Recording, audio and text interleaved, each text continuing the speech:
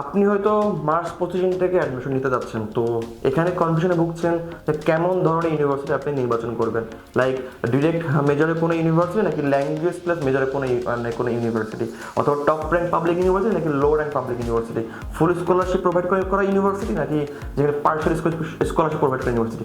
তো আজকে আলোচনা করবো এই সমগ্র ব্যাপার নিয়ে। চায়নাতে মার্চ 25 থেকে অ্যাডমিশন অলরেডি শুরু হয়ে গিয়েছে এবং আমরা যদি বলি মোটামুটি আমরা শেষ পর্যায়ে আছি, বাট এখনও কিন্তু চায়নাতে মার্চ 25 থেকে অ্যাডমিশন নেওয়ার সুযোগ আছে এবং সেখানে আপনি কিন্তু এখনও অনেক ইউনিভার্সিটি পাচ্ছেন, টপ র্যাঙ্ক ইউনিভার্সিটি পাচ্ছেন, যেখানে ফুল স্কলারশিপ থেকে শুরু করে পার্সিয়াল এবং বিভিন্ন টাইপের স্কলারশিপ কিন্তু আপনি আবেদন করতে পারছেন। তো আপনার জন্য কেমন ধরনের স্কলারশিপ আবেদন করা ঠিক হবে, দেখেন এটা না ম্যান টু ম্যান ভ্যারি করে, বাট আমরা একটু আপনাকে পরামর্শ বা ধারণা দিতে পারি কেমন ধরনের অ্যাডমিশনটা ঠিক হবে।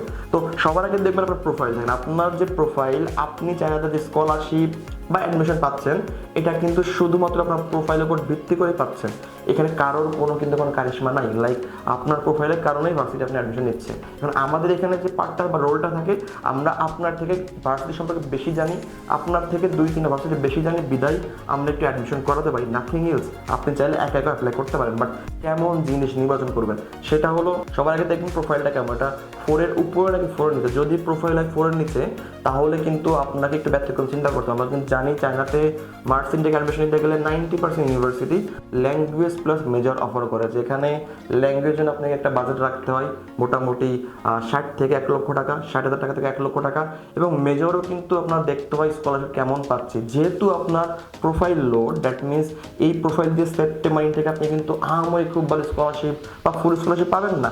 দ্যাট মিনস আপনার উচিত হবে না এখানে ল্যাঙ্গুয়েজের জন্য এক্সট্রা করে খরচ করা। যদি আপনি খরচ করেন, সাপোজ আপনি স্কলারশিপে আসায় খরচ করলেন ল্যাঙ্গুয়েজ প্রোগ্রামের জন্য ধরলাম 60 থেকে 1 লক্ষ টাকা খরচ করলেন, বাট দেখা গেল লো প্রোফাইল হওয়ার কারণে আপনাকে আবার ভার্সিটিতে 50% পেমেন্ট করতে হচ্ছে, লাইক আপনাকে আবার 1 লক্ষ টাকা পেমেন্ট করতে হচ্ছে।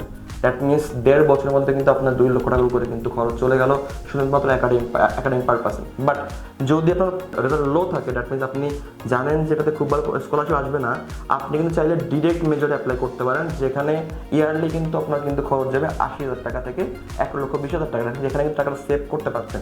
তো এইভাবে একটু মাথায় রাখবেন। এবং যদি মনে হয় আপনার টপ র্যাঙ্ক ভার্সিটি দরকার, খুব একটা টপ র্যাঙ্ক ভার্সিটি আসার সম্ভাবনা কম আপনার প্রোফাইলে, তো সেক্ষেত্রে আমার মনে হয় এখানে বেটার হবে ল্যাঙ্গুয়েজ প্লাস মেজর বাদ দিয়ে শুধুমাত্র ডিরেক্ট মেজর অ্যাপ্লাই করা। এখন অনেকে বলতে পারেন ডিরেক্ট মেজর অ্যাপ্লাই করলে ভাইয়া ল্যাঙ্গুয়েজ শিখবো কীভাবে? তো যেহেতু আপনি আলাদা করে সময় পাচ্ছেন না ল্যাঙ্গুয়েজ শেখার, তো আপনি অন্যদের তুলনায় আপনি বেশি সময় দেবেন। এবং আমরা জানি চায়নাতে কিন্তু আপনি যদি ব্যাচেলার পড়াশোনা করেন, ভার্সিটি কিন্তু আপনাকে প্রতি সেমিস্টার ল্যাঙ্গুয়েজ শেখাবে। তো সেক্ষেত্রে ডিরেক্ট মেজরে গেলে যে খুব বেশি ক্ষতি হচ্ছে এমন না, ডিরেক্ট মেজরে গেলে আপনাকে ল্যাঙ্গুয়েজ শিখতে সময় লাগবে একটু বেশি, এছাড়া কিছুই না। বাট আপনার যদি একাগ্রতা থাকে, যদি আপনি কনফিডেন্ট থাকেন, যদি আপনার ইন্টারেস্ট থাকে ভাষার উপরে, আপনি কিন্তু খুব কম সময়ের মধ্যে শিখতে পারেন। তো সুবিধা কী হচ্ছে, আপনার এখানে ল্যাঙ্গুয়েজ ফিসটা আপনার সেভ হচ্ছে।